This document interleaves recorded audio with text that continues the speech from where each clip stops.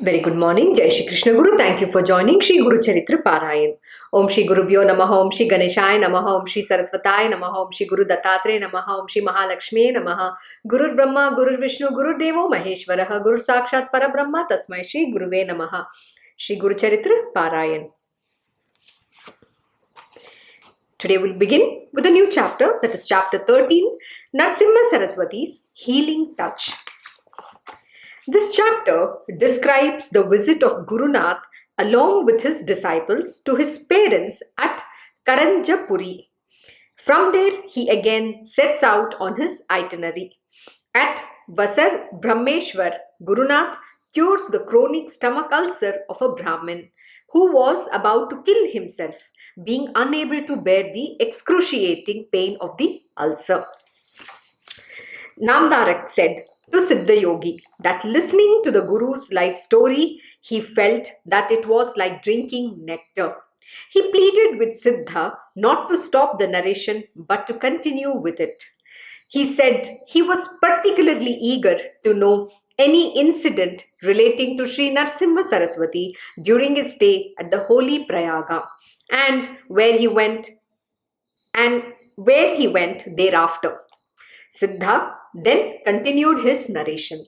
See, this is a very important lesson for you, for all of us to understand that how do you recognize the divine Guru, the real master.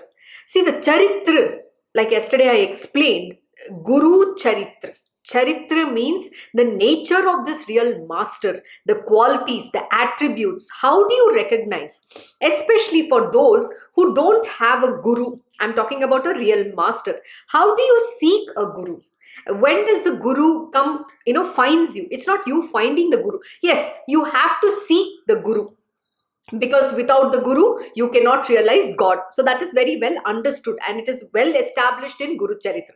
The second important aspect is you have to continuously seek the grace of the God so that the guru can find you. That is the most important thing. And the third most important thing is, how do you recognize this guru when he finds you? See, the problem with the human beings, human beings like us are, what happens to us when the real master appears, we don't recognize him. We have our own doubts. We try to judge him. Why? Because we do not understand how the real master looks or appears or what he does. Because we have given into the belief system of how the world has portrayed a guru to be. In fact, Sri Narasimha Saraswati, he is a sannyasi. So yes, in the form of a sannyasi, people will accept because he's already drawn, he's wearing the, he has a garb of wearing an ochre clothes or whatever that he was wearing, but he was a sannyasi. Now, similarly, if you were to today, Dattatreya were to come and stand in front of you, would you be able to recognize? First, you need to understand, how does the guru appear? In fact, Dattatreya is a very young boy.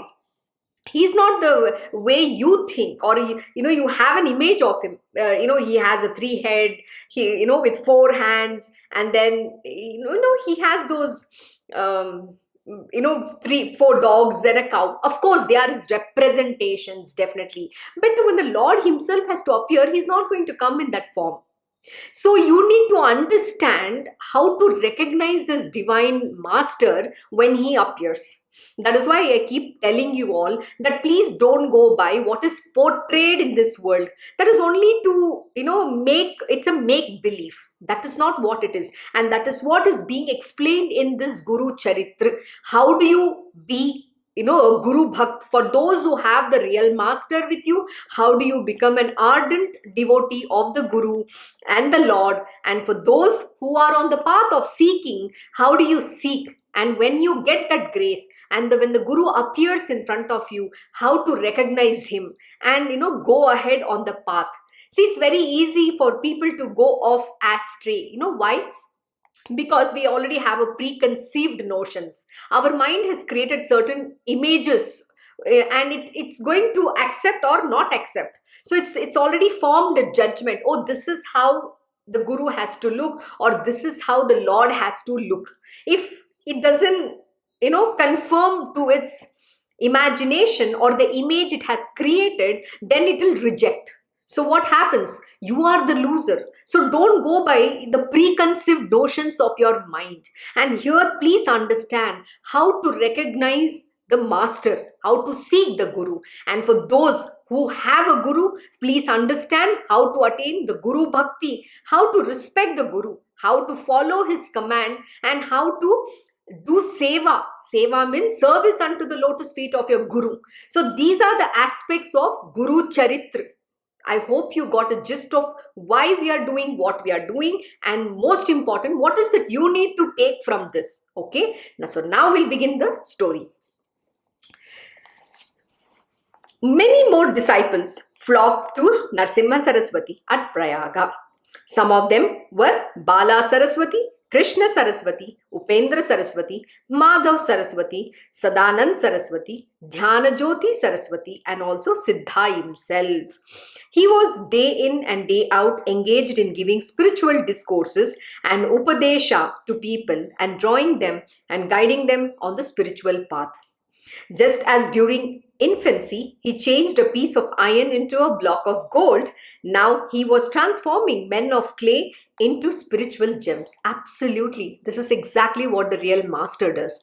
He puts you on the path of real spirituality, the real spirituality. It's not, saying, okay, we are spiritual, but we are following everything that is other than spiritual. That is not what the real guru will teach you. He's actually giving you an understanding of what real spirituality means. And please remember, most important, when the real master teaches you, you will have the experience of those lessons. You will not get this experience when a fake guru or somebody else who is just a material worldly human being, who are very ritualistic or following a religion, when they preach, there's no experience that will come to you. They are just talking from a bookish knowledge or whatever that they believe in. That doesn't matter to us. But when the real guru gives you that lesson, please remember, one of the things that you will undergo is you will get that direct experience of what that lesson meant. This is how you will be able to understand that this is a real guru's guidance. He's the one who's teaching you. See, only God can tell you who a God is, and only God can give you that experience of who he is. So nobody else can give you that experience. So please understand how to recognize this real guru. So keep your search on. For those who are seeking this real guru in your life, keep the quest, keep the search on, and sincerely pray to the grace of the God. He will find you when the time is right. So don't give up hope. Just as during infancy, he changed a piece of iron into a block of gold, now he is transforming men of clay into spiritual gems. To the common people and laity, he was preaching moral laws and religious disciplines.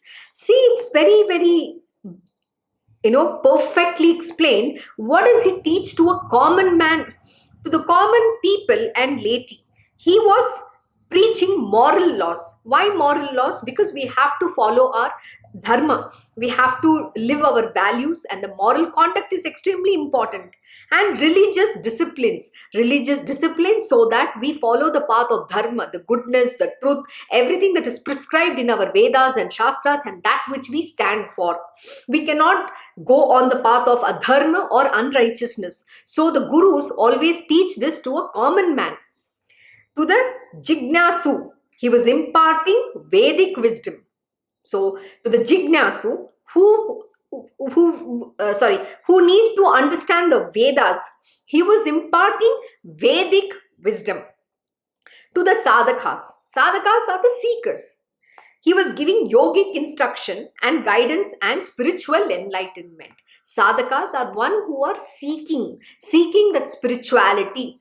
To him, he was giving yogic instruction and guidance and spiritual enlightenment. And that depends how much you will evolve, what is your capacity, and what kind of path he needs to put you on. Only the guru knows. He's the best judge. You or anybody else cannot judge him. And that is exactly what the Guru Mother does. He will give you that which is palatable to you. Even in the spiritual path, okay, there are different paths. Like my Krishna Guruji will only follow the path of bhakti. He is not going to instruct anybody on any other thing. He will only teach them bhakti marg, which is love and devotion to the Lord. And the Lord can be anything, whoever your ishta is, okay? Whether it is Lord Shri Krishna, Shri Ram, Anjaneya, you take any form, any name of the God, he will establish that faith in that deity for you, in that divinity for you. So he's not going to, tell you should not worship. An example, my Krishna Guruji has students from different religion as well, different culture. So example, a Christian student, my Guruji doesn't say you have to follow Lord Shri Krishna. He will establish his faith in Jesus Christ. He'll say, please follow Christ. And see, please remember, all religion, everything is leading to that one alone, the divine Lord Almighty. The path might be varied, but at the end of the day, the destination is one alone. You have to merge in the ocean, which is supreme divine consciousness. And consciousness can take any form. It can manifest in any which way. So why are we bothered? But the path to all this, that attaining the divine, is love and devotion alone. It's what you love, your ishta. That is why we say that innermost being of yours has an ishta. You just have to be pointedly devoted to that divinity. There is nothing more than that for you to achieve. See, when you attain bhakti, everything will come automatically to you. Lord Shri Krishna has said, for those who have attained bhakti unto me, I will, give them that knowledge, that liberation, whatever they need to get on that path, I will confer that upon them. Lord Shri Krishna has very nicely explained. So what are you seeking? Don't struggle, don't bother. Just have that love and devotion. Absolute love and devotion. Love is unconditional. Devotion is exclusive. Just have that. And everything else is magic. You will sail through that journey. So he was himself an example unto all. So what does the Guru do? He comes and sets himself as an example for all of us. Remember, it is very hard, on the path of spiritual. You understand, you have to wake up at 4 a.m. in the morning. You need to be disciplined. You have to do certain things. You know what? Your mind comes so strongly. It's trying to make you fail 100 times. So what is it required? Extraordinary effort. And that is what Lord Shri Krishna also has said. Likewise, Sai Baba has explained very nicely in the Poti. He says you have to do deep sadhana. Deep sadhana means extraordinary effort, arduous effort. It's not just like, okay, I will get up. It's not about waking up one day or 10 days or even 1 month. It is about doing the same thing consistently till that task becomes effortless in your life. Like, today, last few days, I've been having a challenge. I'm just like, I don't know what. I'm like, I don't want to wake up to the world. It happens. We all go through this phase. So I felt terrible. I said, I'm letting my Guruji down. I'm not living up to, his teachings. Why am I becoming like this? It happens to all of us. So my Guruji says, look, it's not about feeling bad or, you're feeling miserable. It is about you have to overcome. You understand you're making a mistake. You understand you're failing somewhere. You understand that your mind is coming strong. But how do you overcome? That extraordinary effort is required.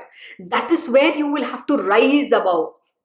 See, it's very easy to fall down. And what is that we learned in Devi Mahatmyam? The demons are within us and they have immortality. They will, their Gurudev, gives them that Sanjeevani mantra and brings them back to life again. So what does it mean? That we have to fight very hard. We have to put extraordinary effort to rise above to becoming divine. Becoming godly is not an easy thing. Becoming demon is very easy.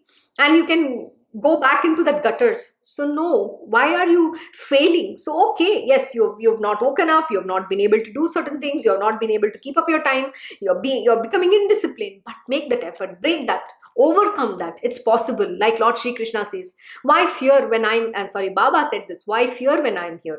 Similarly, Lord Shri Krishna says, where there is Krishna and Arjuna, there is always victory, grandeur, glory, everything is there. So why fear? Become fearless. When the Lord is with you, He's within you. What makes you think you can't achieve? So overcome this. Everybody has to go through. This is a part of the process. It's a part of the spiritual journey.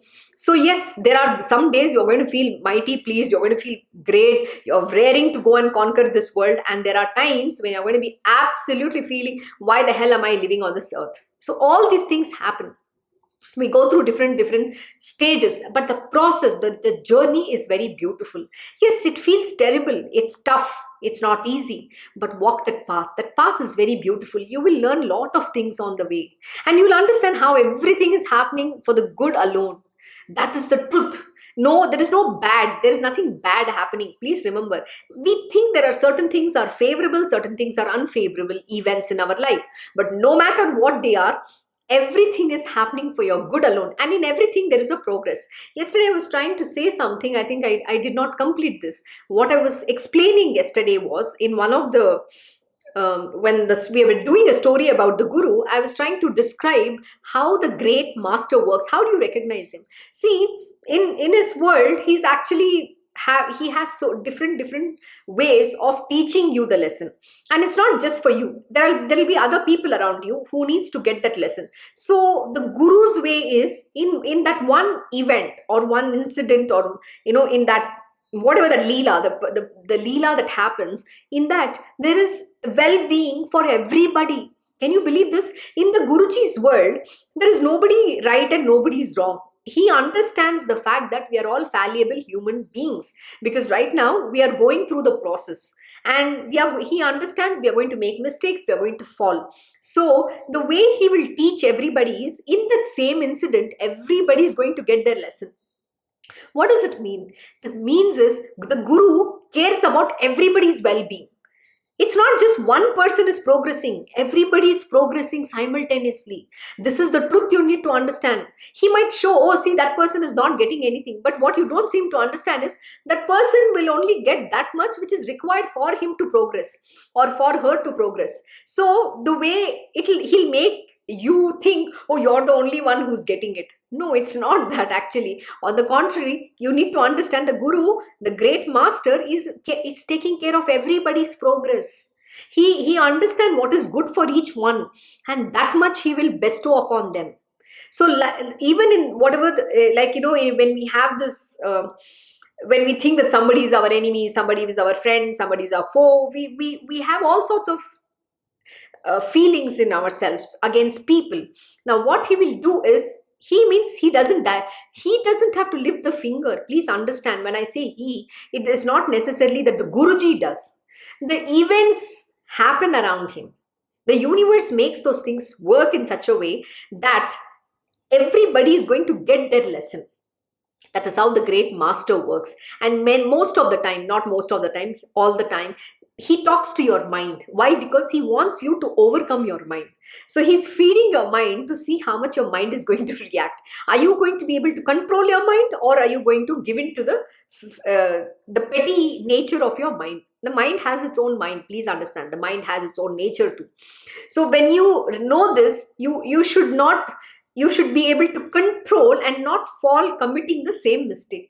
This is what he wants, and he's going to test you. How much of control are you going to exercise, or you're going to what is your break point? How much are you going to have the patience, or are you going to get angry? So all those things he'll keep testing you. Please remember, this is a part of the process, and that is how the great masters work. So coming back, and what is it being said here? He was himself an example unto all. He sets himself as an example. Like I was telling, my Krishna Guruji will do everything.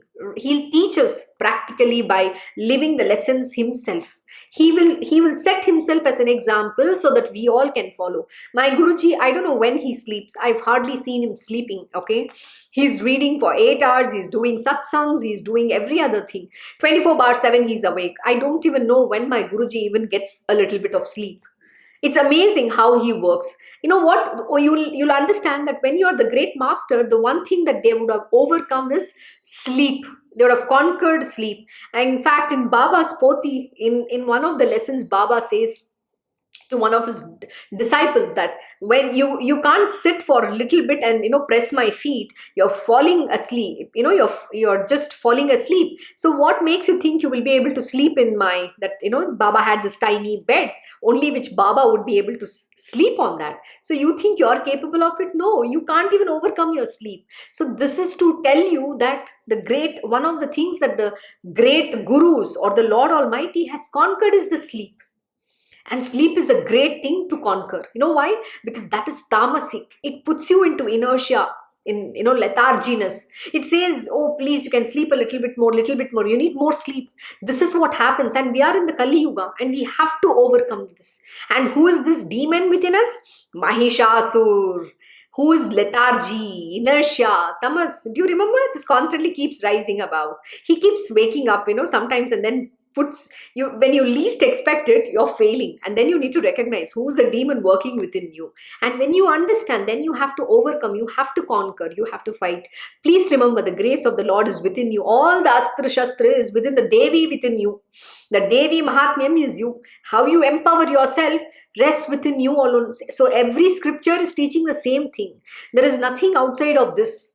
And for those who are seeking to wanting to evolve the spiritual path, you have to follow the basic, basic rules of life, which is to be disciplined, be your good self, be compassionate, kind. These are the virtues. We have to follow our values and moral conduct, which is what we have been taught. And what makes you today not to follow that? So who has overtaken? The Kali Purusha is pushing you towards that. The mind has overtaken, because he knows your mind is fallible. It's very weak. And it can easily slip away. It will make you fall. It will show you all the negative side of life, downside of life. See the upside. See the God within you and rise above. Only you can do it yourself. Nobody else can walk this path for you. Even forget about being in spiritual. Even otherwise, these are the basic discipline which a man needs to have in his life. So if you don't have that, then how are you going to empower yourself? And how are you going to be successful in this world? Then it is very easy to blame the world. That's exactly what my Krishna Guruji will say. Then we'll blame our circumstances. Then we will blame our destiny. Then we'll say, finally we'll come to the point, I hate my life. I don't even want to live in this life. This is exactly what everybody comes to. So don't get to that point. Overcome this with the grace of the divine and follow the conduct of life. The moral values, the moral conduct of life is extremely important. So his life itself in truth was his message. His darshan itself uplifted man ethically and spiritually. Oh my God, what does it do? Wow, it's very profound. His life itself in truth was his message. In truth was his message. His darshan itself, darshan means when you come in the presence, when you meet the master.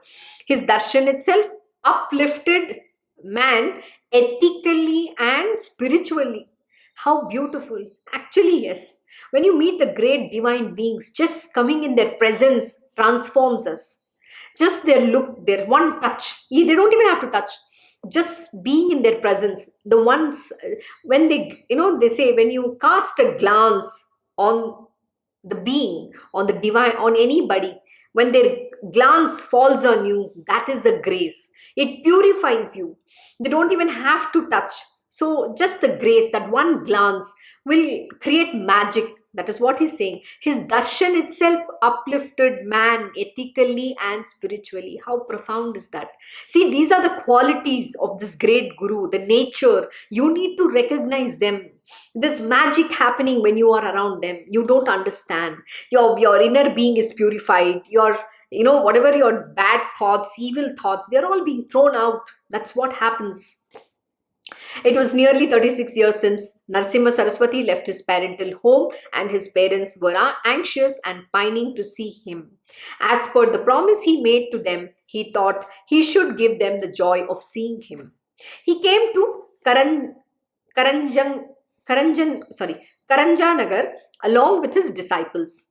The joy of the parents knew no bounds. How beautiful. So when does the Guru knows? The Guru knows, he's all knowing. His parents are pining for him, that darshan, that one side. I want to meet him once. I don't know where my son is. That pining is there. But here, they're all the more blessed, because who are they pining for? They're pining for the divine Lord. The great master they are pining for. How profound it is, The joy knew no bounds. Obviously, they're going to cry meeting such a great being. My son is this. How profound it is. It's indescribable. It's just that feeling, you will start crying. It's so profound, because that one thing in your being, your entire being is merged in that, that tishnagi, that thirst for him. And it's like your craving is increasing every moment. The viraha, the bhakti grows. I want to see. Forget, even if they might call him their son, it doesn't matter. But who are they craving for? The divine Lord Almighty. As per the promise he made to them, he thought he should give them the joy of seeing him. The joy of the parents knew no bounds when he arrived along with his disciple to meet his parents. His mother was vividly his mother now vividly remembered her previous life's incidents. How Shripad Sri Vallabh blessed her, taught her about the Shani Pradosha Puja, the performance of which found its fruition in her becoming the mother of Sri Narasimha Saraswati. See, they have already chosen the tool through whom they will be born, through whom they will manifest. All that is chosen. There is a Leela. Everything is their play. But we think, oh, we are, why does this happen? We want an answer for everything. Why only them? Why not somebody else? It is all part of that, Leela, of the divine play. Whys and wherefores are never understood, because she sincerely asked in the previous birth to Shripad Sri Vallabh that I wish I have a son like you. Why not? Who can't wish to the Lord that they want this Lord to be born through them? Is it wrong? Of course not. So that wish is right. You're asking only for the divine. So of course that when there is no selfish desire in that ask, why wouldn't the Lord fulfill that boon? When the Lord Almighty fulfills all your petty desires, you think this desire of yours he will not fulfill? Of course he will fulfill. When that there is no selfish motivation in that desire.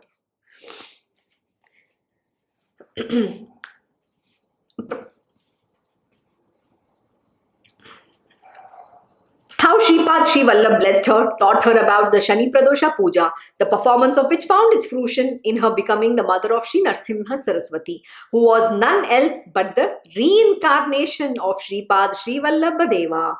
She realized how blessed she was. Absolutely. The most important thing to feel is just you're blessed, and not think that, oh, my son left and went me, I don't know what to do.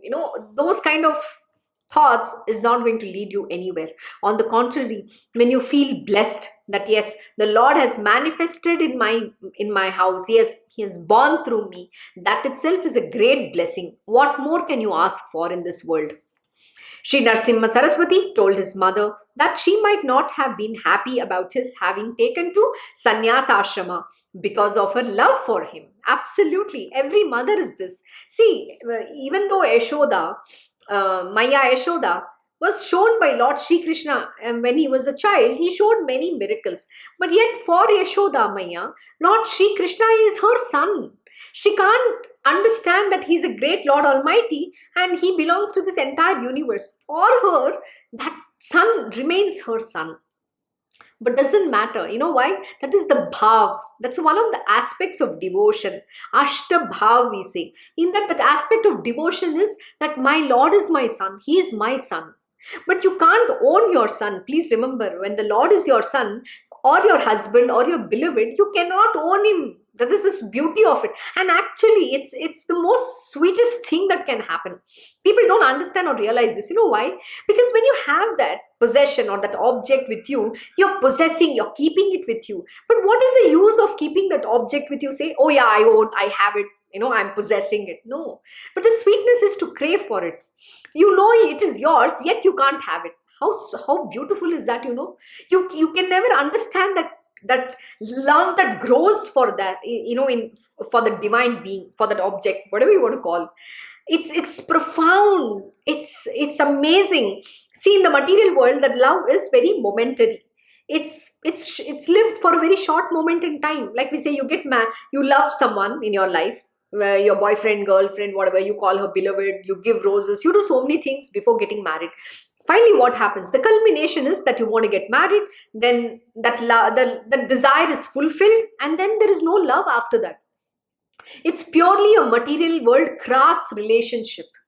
It becomes a transaction. But in the divinity's case, your craving grows by the moment. Your craving grows. I don't know how to describe this adequately in words. You have to experience this love. The viraha grows so intense that you don't know what happens to you. It's so beautiful. There is no culmination of something to happen. You're not physically going to get married, or you're not going to do something in the crass manner like in the material worldly relationships that exist. That is not what you're looking for. It's a very strange thing. I don't know how to even explain that unity, that oneness with the divine. It's that, it's like you want to attain that highest, and it's like an intoxication inside. That's all the word I can use to describe. It gives you that high, that blissful state, that you in that love, in the state of that love, you just merge with him in that oneness. There is nothing that you want in this world. No wealth, no family, no attachments, nothing. But that union with the divine, that is called yoga. Yoga means not this, the yoga which we do in the material world, physical contortions of your body. You're doing some yogic asanas, all that. No, that's not yoga. Yoga means union with the divine, that union in oneness that you are 24/7. It's not momentary. See, initially, till you don't develop to that stage, till you don't evolve to that stage, it's going to be momentary. You will feel, at it's not constant. It will happen sometimes. It depends. Okay, so there's no perfect timing when it happens, why it happens. It's something that you can't even predict. It's not something that you will understand either. So, but when you evolve to that stage, it is 24/7. Then you are lost in your blissful state. Then nothing else exists for you. That is how these great masters are. They are lost in their self. They just don't know what's happening. So they become a desireless being. Then there are no desires. What is there to achieve when you have attained the highest? The highest is to attain prema unto the lotus feet of Lord Shri Krishna. When you attain that, what more do you have? You think what you eat, what you wear, does it even make sense? It doesn't matter.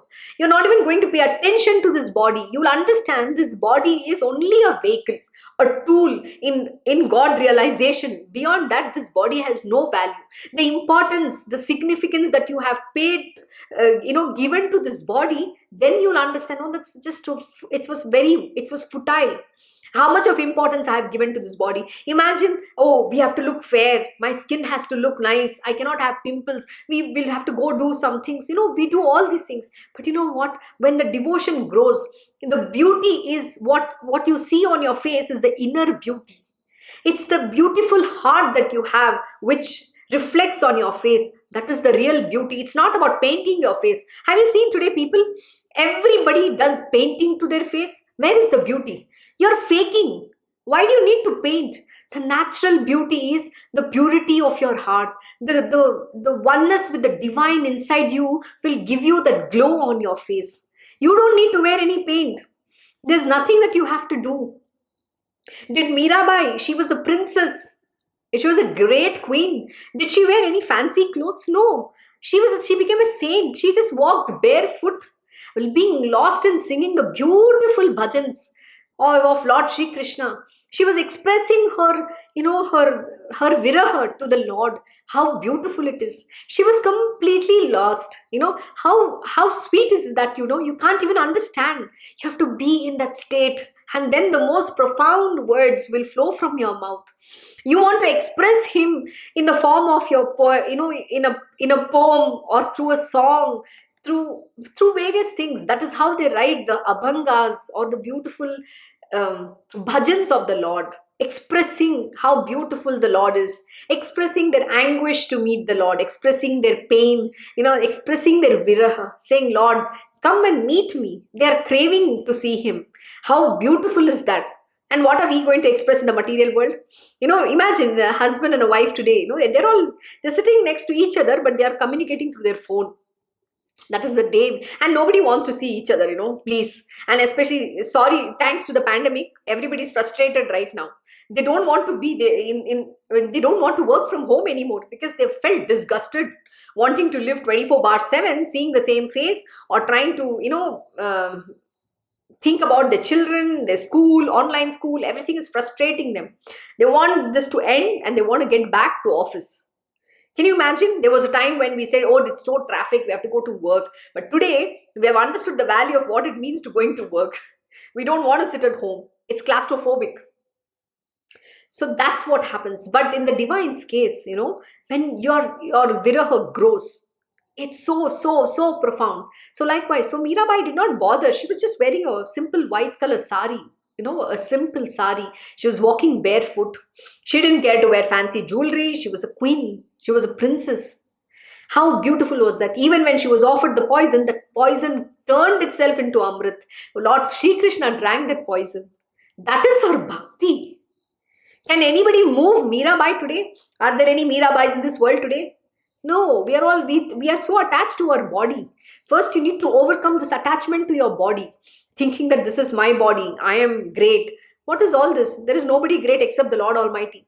Put Him as the most important person in your life. The Lord has to be given the highest priority. He has to come first in your life, not you.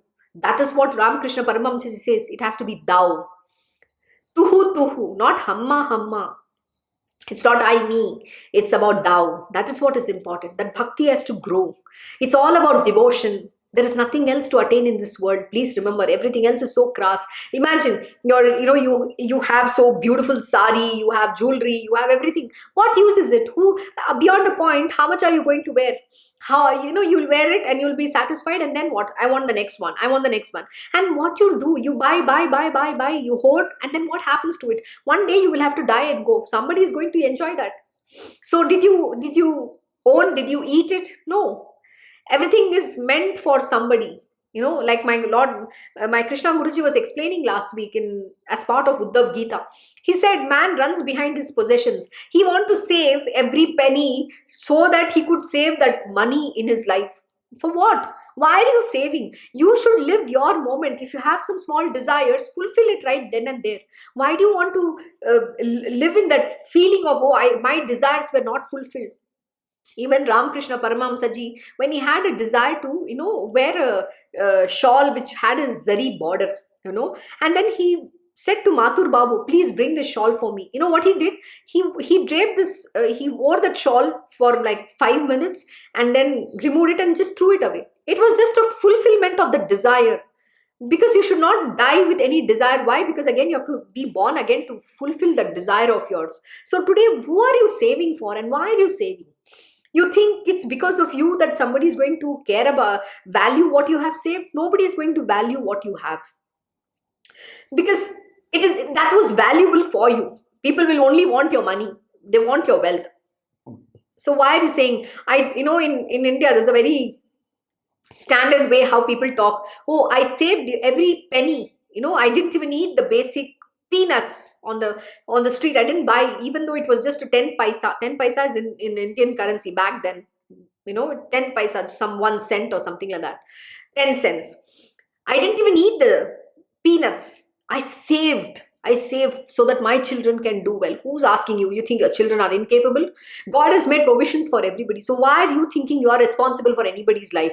And you're trying to save, cut corners and live a miserable life, feeling that, I didn't get this, I didn't do this. No, live today, here and the now. You want to eat something, go eat. Live your life to the fullest. There is no tomorrow. And if you don't, your desires are going to be unfulfilled, you have to be born again for the desire to be fulfilled.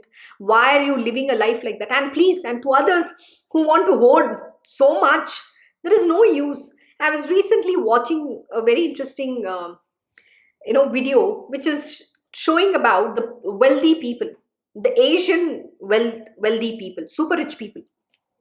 Where do the super rich people spend money? And then I was shocked to know what all things exist in this world. Yeah, it was my ignorance that I don't understand the world too much, but I was amazed. One is they own a palatial bungalows, villas, whatever, at a fancy location, and then they have all the fanciest of the clothes, jewelry, which is custom made, like the brand, the biggest of the brands bring those jewelry, clothes, entire fashion to your home at your doorstep. What is the power there? The money speaks. And then what happens? You will wear once, you're going for the party. It's all about lust and greed. That is all I saw. Where is God over there? And how much are you going to hoard and own only till a point in time? What happens after you die and go away? Nobody cares about that. Nobody cares about you. Do you think you're going to be remembered? Nobody will give a damn about you. Please know that. Yeah, you will be known in that circle of the super rich. Because the only two things that drives in that circle is lust and greed. That's what I saw. But today Mirabai is remembered to eternity. Can anybody replace Mirabai? Her habangas, her Meera bhajans will be sung by everyone, the devotees of the Lord. She'll be remembered to life. She was a great poet. Likewise, Tukaram. Tukaram Maharaj, he wrote beautiful abhangas. His abhangas are always remembered. Why do we talk an example of such great beings? Swami Vivekananda. Why are we talking about him? Ramakrishna Paramahamsaji. But we don't remember these people. I didn't even know their existence until I watched this video.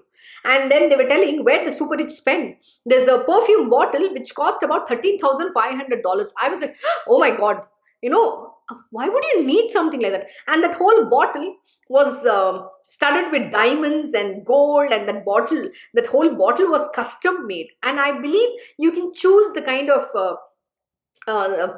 fragrance that you need, and it's custom made depending and suiting to your body odors. I was like, wow, I think people have too much time in their hand. So what happens to these kind of people? They are going to be born again and again and again. They're going to live in that the mire of this muck of this world. They're going to live in that gutter only, no matter how much money you have. There's no God over there. Please understand. It is not wealth that is equivalent to God. Please remember, Baba has very beautifully explained, wealth is to establish dharma alone, not for satisfying your sensual gratification. You're going to go nowhere. So become that Mirabai, become devoted. Redeem your life, redeem the life of those people associated with you. So he explained to her the unique merits. Sri Narasimha Saraswati told his mother that she might not have been happy about his having taken to sannyasashrama because of love for him. He explained to her the unique merits of sannyasashrama. He said it is the spiritual acme of life. It would, beside liberate not only the one who has taken to sannyasa, but all his ancestors for several generations. See, same thing. He blessed the parents, saying that they would spend their last days at the holy Kashi and would certainly attain salvation and liberation from rebirth. He further indicated that his own taking to sannyasashrama had a very special purpose. The purpose of revivifying the glory of sannyasashrama. So we already understood why it was important for Narasimha Saraswati to go on this path. There was an important purpose.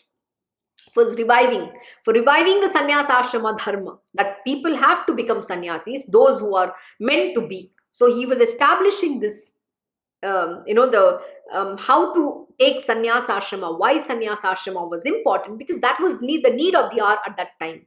So that is what Narasimha Saraswati came to establish. The significance of which was getting missed by people because of the growing materialistic outlook and the way of life. See, because everybody was becoming materialistic. That is why the God has to manifest to impart this knowledge and establish that dharma, the purpose. What should they do? The faith. So in today's day and age, it is only bhakti marg. Today, nobody is telling you to take a sannyasa ashrama. Sannyasa, you can't. You will become sannyasi, and then what you'll do?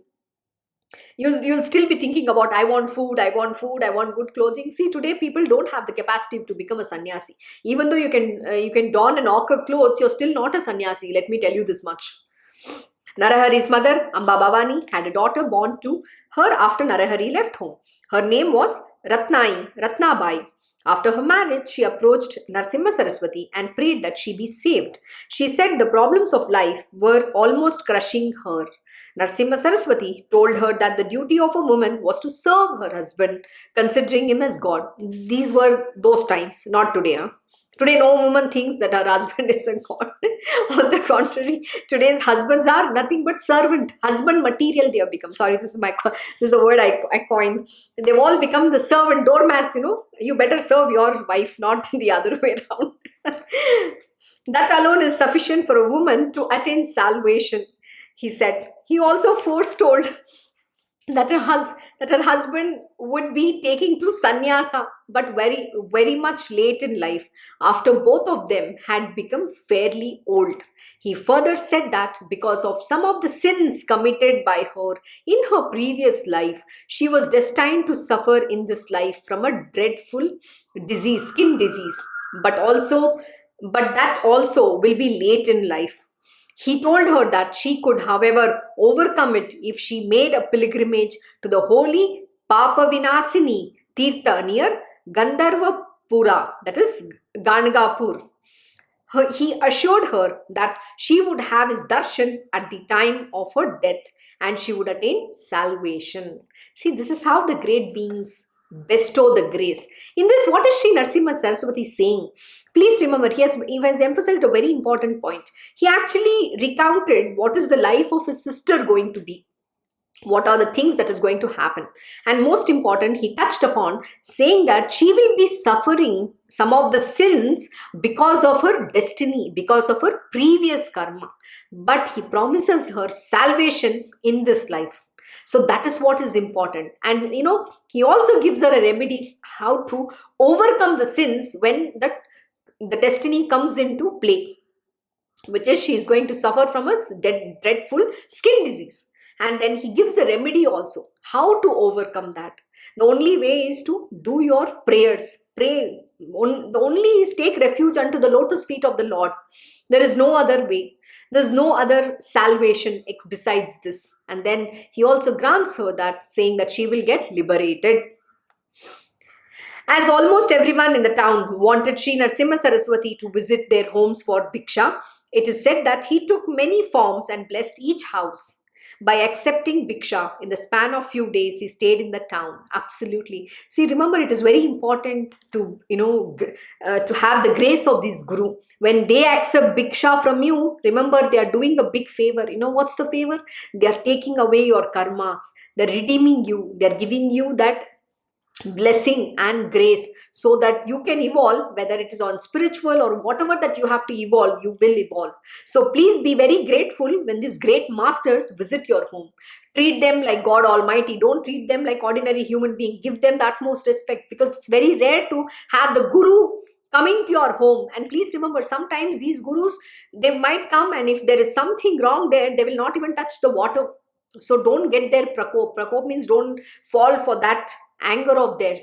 Treat them very nicely with love and being humble, with love and devotion. For a great master to come and visit you is no joke. That grace is so important. Don't go by your arrogance and ego. When you have this opportunity, use it. Seek their blessing. Invite them home. Offer them the prayers. It's the greatest, good, the what to say, the only good that you can do in your life is this. Then he told her that, sorry, Sri Narasimha Saraswati, after visiting his parents, went on pilgrimage to Trayambak and Nasik. He narrated to his disciples there the Gautami Mahima, what severe penance Gautama Rishi did to bring Ganga, Godavari river, to the earth. River Godavari is an aspect of the holy Ganga itself, and it was Gautama Rishi's penances that made Godavari to descend and come down for the purification of the land and its people. During his pilgrimages, Narasimha Saraswati came to a certain place called Manjarika on the banks of river Godavari. He met one very learned Pandit there by the name Madhavaranya. Madhavaranya was overjoyed at meeting Sri Narasimha Saraswati and sang many songs in praise of him. He sought his blessings and grace. Guru Nath revealed to him Vishwarupa. Oh my God, that's like the blessing to get. And then advised him to always do the Manasa Puja to Lord Narasimha, the lion incarnation of Lord Sri Vishnu. He said that all his earthly needs would be fulfilled by the grace of Lord Narasimha, and that he would attain Brahma Loka after his death. There's a catch here. Which Loka is he going to attain? Brahma Loka after his death. And then what happens? Then you have to again come back. But the highest, to attain the highest is to attain Golok Vrindavan. And please remember, there the passport, the visa can only be sanctioned by Lord Shri Krishna. And for the getting that visa there, you have to wear yourself out. And that is only through love and devotion. Bhakti is the only thing that you can enter with. But first you have to get qualified. You have to apply for the visa, and then getting the visa approved or rejected rest lies only with the Lord Shri Krishna himself. Nobody can grant you that. There are no visa officers. Please remember, there are no visa officers sitting to approve or reject. It is not in their hands. It's directly in the hands of the Lord alone, the president of that place, and he is Lord Shri Krishna himself. He's the only authority who can approve that visa for you. So seek his grace. Ask for attaining him, not Brahmaloka, any other heavens. It's no use. Not even Vaikunta. Sri Siddha Yogi continued narrating about the healing powers of Sri Narasimha Saraswati that could free human beings from all ailments. From Manjarika, Sri Narasimha Saraswati came to Vasar Brahmeshwara Kshetra, which is also on the banks of river Godavari. There he saw one Brahmin near the river. The Brahmin was suffering from severe stomachache for several years. He used to get unbearable pain, and it was difficult for him to take food. He was fed up with his life and decided to end his life, and for that purpose came to the river to drown himself by tying a heavy boulder around his neck. The all-knowing and omniscient Narasimha Saraswati came near him and asked him what his trouble was. The Brahmin told him about his misery and said that he would not be able to bear and put up with it any longer. Sri Narasimha Saraswati comforted him by saying that he had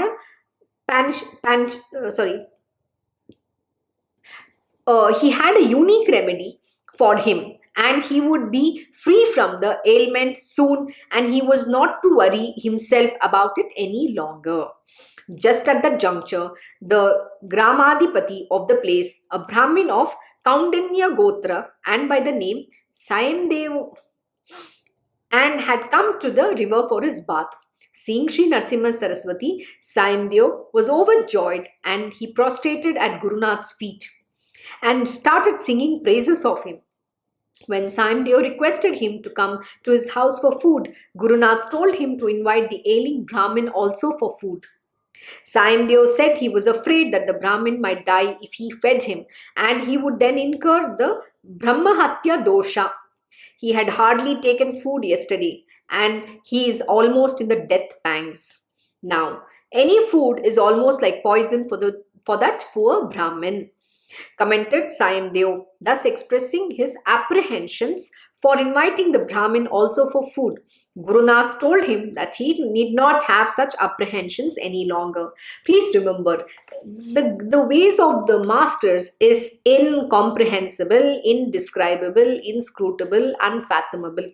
Why they do what they do, how they cure them, is beyond our ken and understanding. Similarly, I'm sure you already understood in Baba's Poti also. When somebody has loose motions, Baba would give him peanuts to eat. That is his remedy. So, and when he had, somebody had a problem with their eye, he gave him one deadly, I don't know the English word, they said that it's called in Marathi biba. So he said, grind that, put the juice in the eyes. If you actually do that, you will lose your eyesight. On the contrary, Baba was able to cure the eyesight. So what is the most important thing? It is the faith. It is not the ingredient that matters, because every word, the Guru's word is gospel truth, because they are the truth themselves. So why will not any medicine cure? It's not how your mind and my mind works. So we need not have any apprehensions. When the master says something that you need to do this, this will happen, why does our mind throw doubts? Because that's what the mind's job is, thinking that it knows too much. But are you the great divine being, the master of this universe? Please remember, his word creates the object. So his word makes this event happen. Even if it means, he'll say, if there is no water there, he'll say, there is water, go bring. You just have to go there. You will find the water. So that is the faith you need to have in the words of the divine. So never ever question him. Don't use your yardstick. His ways of working is very unique, because he's the master of this universe. Please remember, He can make the sun rise in west. That is the power that the master holds. Guru Nath graced the house of Sayamdeo for the bhiksha along with his disciples and the ulcer patient. The Brahmin who had not been able to eat even a morsel of food normally was now able to eat at Sayamdeo's house most sumptuously and with great gusto and relish. His chronic ailment plaguing him for end, years on end, had now disappeared totally. Sayamdeo and everyone wondered at this and realized that Shree Narasimha Saraswati was none other than Bhagavan Dhanvantari himself, who had come in human form. See, it's how you look at it. The Lord Almighty is everything. These great masters are the Parabrahma. What is not possible by them? See, when we think, oh, is this possible or not? That is a doubt and the limitations we have because we believe we are this body. It is the doubt in our mind, but they are the Almighty Lord. What is not possible by them? They can do anything. So it's whatever you think you want to worship. So everybody believed Narasimha Saraswati is Lord Dhanvantari, Bhagavan Dhanvantari. Dhanvantari is the god of the medicine. He's a medicine god, god of Ayurveda. Ayurveda came from that. So that is how you can think about him. But please remember, it is as is your faith, so are your experiences. And I never questioned the Guru. In this also, Sayamdeo had his own apprehensions. But what did Narasimha Saraswati say? No, you don't bother about that. Your duty is to only invite him. Why are you telling what is wrong with him? You think I don't know? Of course, he's all knowing. So we human beings act like this. We want to teach the Gurus. Guruji, do you know this? We feel the Guruji has no experience in corporate world. How does he know what is going to happen?